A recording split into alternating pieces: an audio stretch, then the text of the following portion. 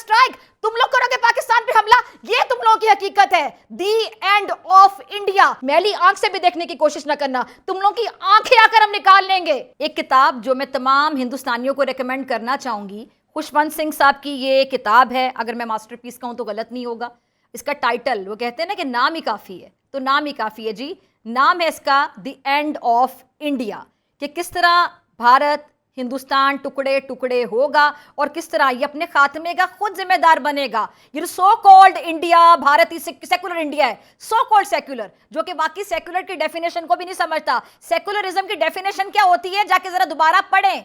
वहां पे कोई माइनॉरिटी सेफ नहीं है, खा वो मुसलमान हो, खा वो क्रिश्चियंस हो, खा वो सिख हो, वो अपने राइट्स के लिए, जो उनके बेसिक राइट्स हैं, हुकूक हैं, बुनियादी हुकूक हैं, उनके लिए बाकायदा स्ट्रगल कर रहे हैं, फाइट कर रहे हैं, जिद्दोजहद कर रहे हैं। वो हुकूक जो देना रियासत की जिम्मेदारी होती है, भारत की रियासत उनको वो हुकूक नहीं दे पा रही। इबादत गाहों में वो जा नहीं पाते, अपनी जो मजहबी रस्मात है उनको वो प्रॉपर तरीके से परफॉर्म नहीं कर पाते। वहां पर जब भी ईद उल अजहा आती है, बड़ी ईद आती है, तो जब गाय को कुर्बान किया जाता है, तो वहां पे किस तरह ये जो वहां पे जो बहुत ज्यादा इस तरह की सोच रखने वाले हिंदू हैं, इंतहा पसंद हिंदू, मैं तमाम हिंदुओं से मुखातिब नहीं हूं, उन लोगों से जो कि इंतहा पसंद सोच रखते हैं, बीजेपी के सपोर्टर कह सकते हैं, क्योंकि नरेंद्र मोदी की सोच क्या है वो आपके सामने है। उसके सपोर्टर की सोच जाहिर बात है उस जैसी होगी तो ही उसका वोटर होगा। वहां पर किस तरह चाकू छुरियां लेकर मुसलमानों पर ये चढ़ दौड़ते हैं, उनको मारने के लिए चढ़ दौड़ पे करते हैं और जबरदस्ती उनसे जय श्री राम के नारे लगवाए जाते हैं। इस किताब को सब लोगों को पढ़ना चाहिए और मेरे ख्याल से मैं रेकमेंड करती हूं,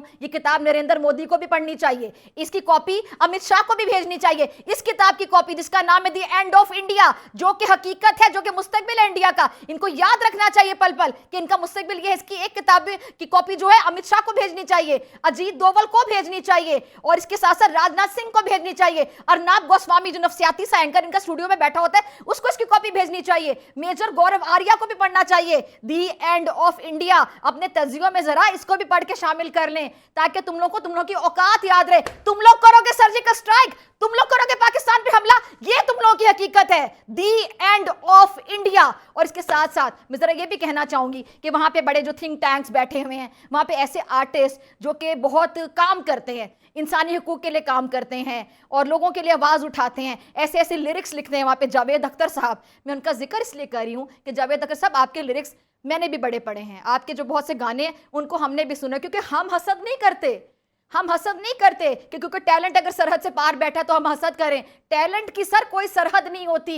तो जावेद अख्तर साहब आप जरा लिखे ना, नरेंद्र मोदी साहब जो जुल्म कर रहे हैं, जुल्म की दास्तानें रकम करें, क्यों नहीं लिखते आप लिरिक्स। और मैंने तो ये पढ़ा था, हम लोगों ने जो खबर सामने आई थी और आपके मीडिया ने रिपोर्ट किया था कि जावेद अख्तर साहब और शबाना आजमी साहिबा जो है वो अपनी मनपसंद जगह पे घर नहीं खरीद सकते। क्यों जी? क्योंकि जावेद अख्तर साहब और शबाना आजमी साहिबा मुसलमान हैं। आप लोग अपनी मनपसंद जगह पे घर तक नहीं खरीद सकते थे, फिर घर खरीदने के लिए आपको क्या करना पड़ा, जरा बताना पसंद करेंगे। और आमिर खान साहब, मैंने आपकी बहुत सी पिक्चर्स देखी हैं, आपकी बहुत सी मूवीज देखी हैं, आप चुनकर टॉपिक लेकर आते हैं। आपने फिल्म बनाई थी तारे ज़मीन पर, जिसने आपने बताया था कि वो बच्चे जो निगलेक्ट हो रहे होते हैं, जो बच्चे डिफरेंट होते हैं, उनको किस तरह ट्रीट करना चाहिए, उनके वालिदैन को। और आपने टाइटल भी बड़ा अच्छा लिखा था उस पिक्चर का, ये तारे ज़मीन पर।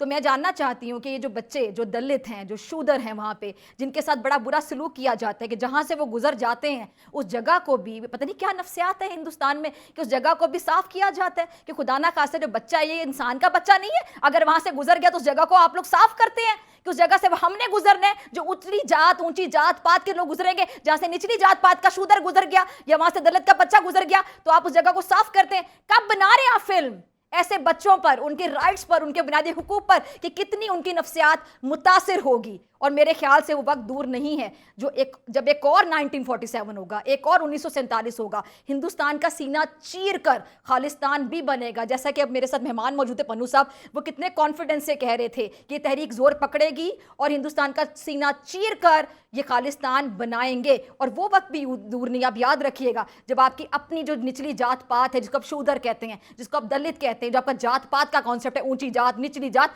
जब वो लोग आपके खिलाफ बगावत करेंगे, क्योंकि जिसको जितना दबाया जाता है वो उतना उभर कर सामने आता है। और आईक्यू लेवल की तुम लोग बात करते हो, आईक्यू लेवल था हमारे बाउजदाद का, जिन्होंने उस टाइम पर प्रिडिक्ट कर लिया था कि टू नेशन थ्योरी, दो कौमी नजरिया, उनको पता था कि तुम लोग आगे जाके क्या करोगे, तभी तुम लोगों का सीना चीरकर पाकिस्तान को वजूद अमल में आया था अल्हम्दुलिल्लाह। और पाकिस्तान कायम है, हमेशा कायम और दायम रहेगा इंशाल्लाह। मैली आंख से भी देखने की कोशिश ना करना, तुम लोगों की आंखें आकर हम निकाल लेंगे। तुम लोग की आंखें निकालना हम अच्छे तरीके से जानते हैं। तो तुम लोग के जो झूठे दावे हैं सर्जिकल स्ट्राइक के और आए दिन फॉल्स फ्लैग ऑपरेशन करते हो अपना वोट बैंक मजबूत करने के लिए, अब ये भी ज्यादा नहीं चलेगा, क्योंकि तुम लोगों की हकीकत सिर्फ ये किताब है जिसका नाम है दी एंड ऑफ इंडिया।